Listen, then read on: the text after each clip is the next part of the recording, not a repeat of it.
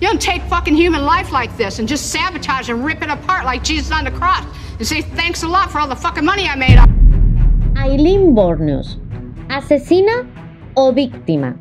Hoy hablamos de la primera mujer asesina en serie de Estados Unidos.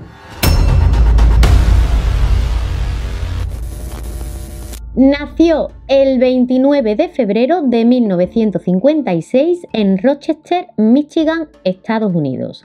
No tuvo una infancia fácil, sus padres la abandonaron y quedaron a cargo tanto ella como su hermano mayor de sus abuelos. En este caso el abandono fue bastante doloroso, ya que el padre los abandonó antes de que ella naciera y su madre poco tiempo después.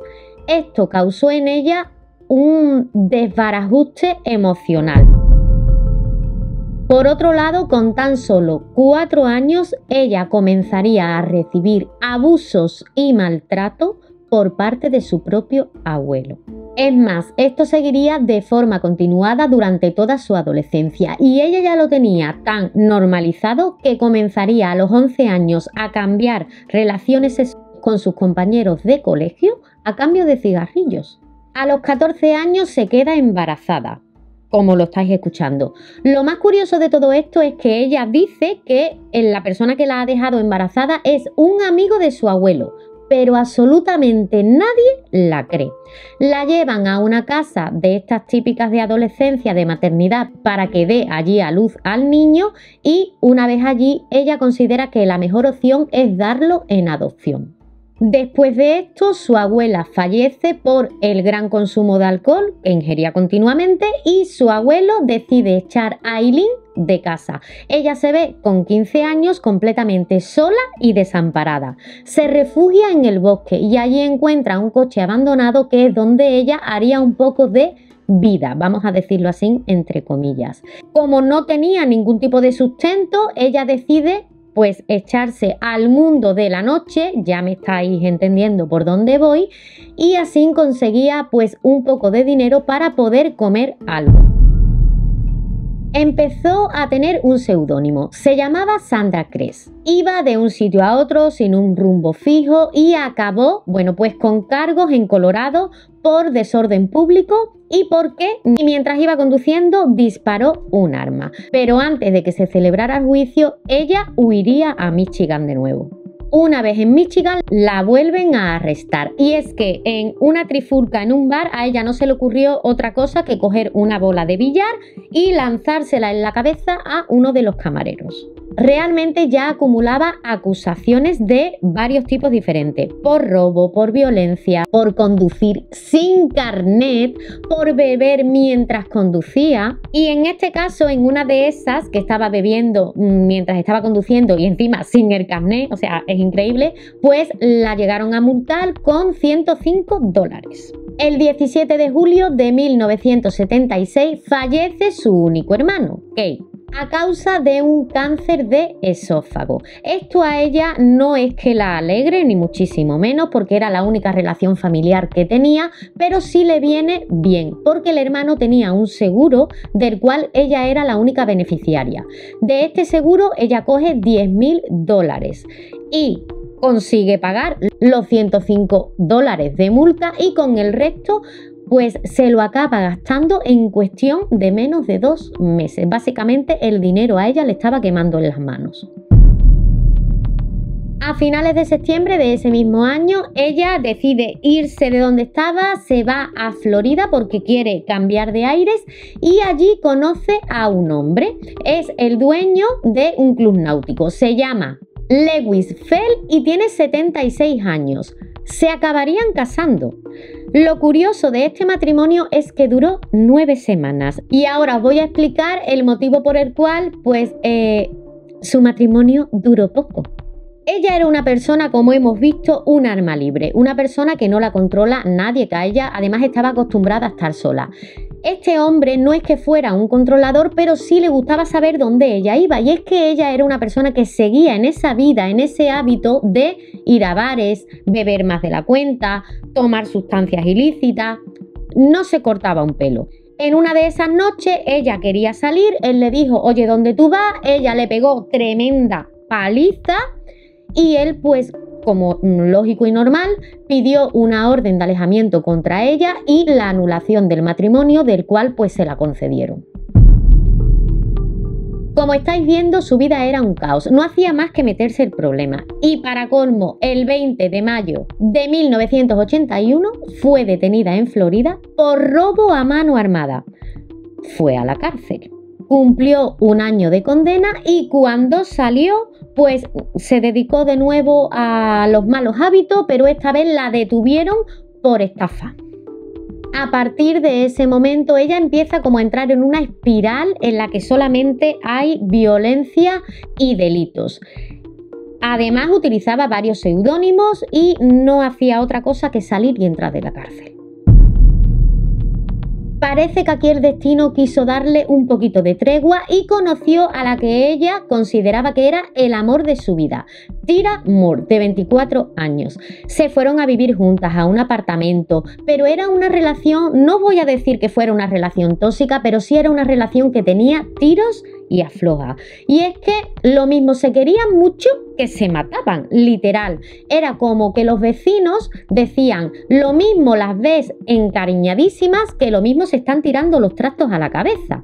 Pero ellas decían que ellas se amaban por encima de todo. ¿Y cómo sobrevivía esta pareja? ¿Cómo se alimentaba? ¿Cómo pagaba el apartamento? Pues os voy a explicar. Como Aileen, sabéis que os he hablado que conocía muy bien el mundo de la noche, ella pues ejercía lo que ya sabemos no se puede decir esa palabra a cambio de dinero.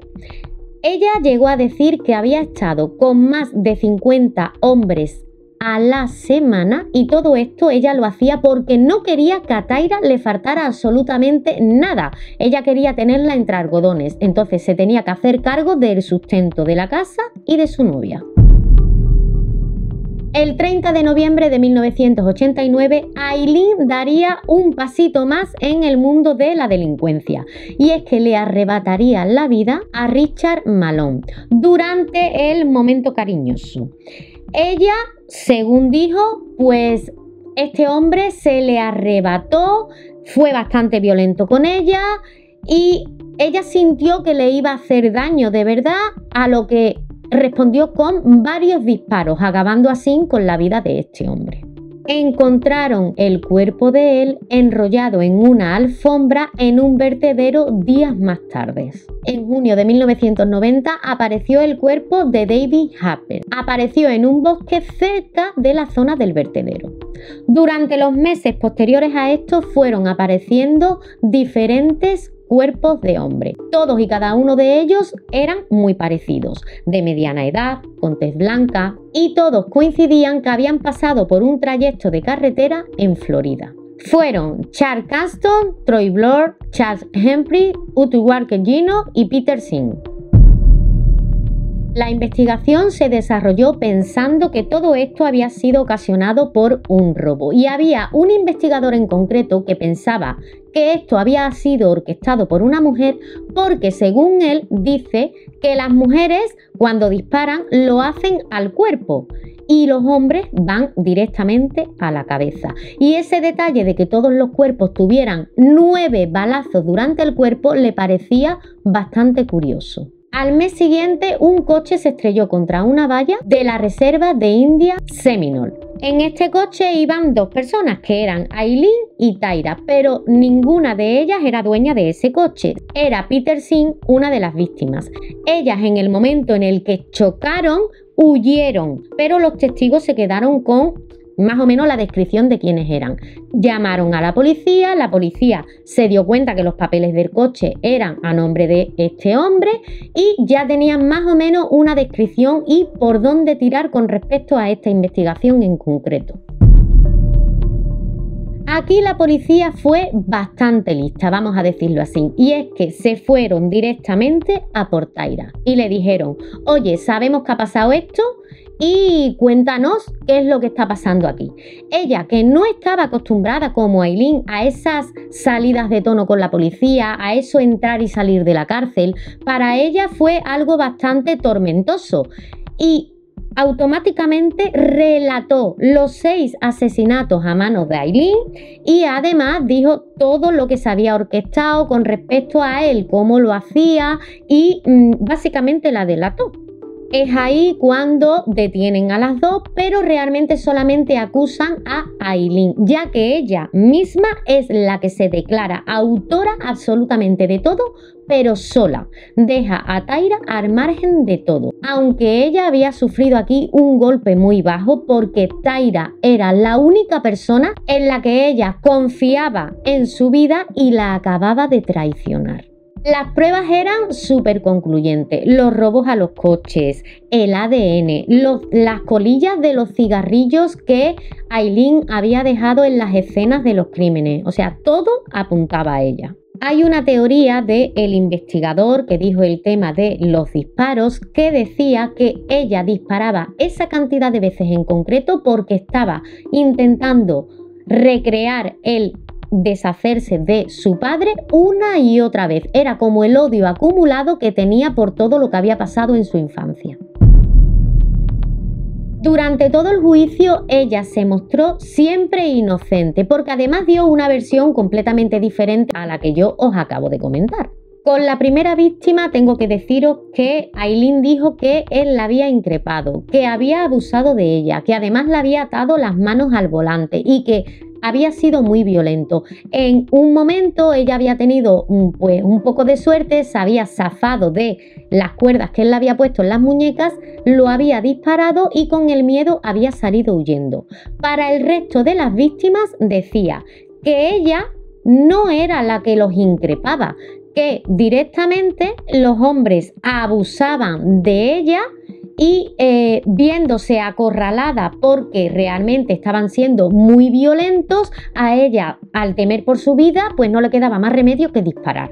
El juicio comenzaría el 31 de marzo de 1992 y fue un poquito complicado porque Aileen decidió no contestar absolutamente a nada. Eso sí, pidió perdón a las familias por el daño que había causado, pero dijo que era cierto que ella era la que había acabado con la vida de esas personas.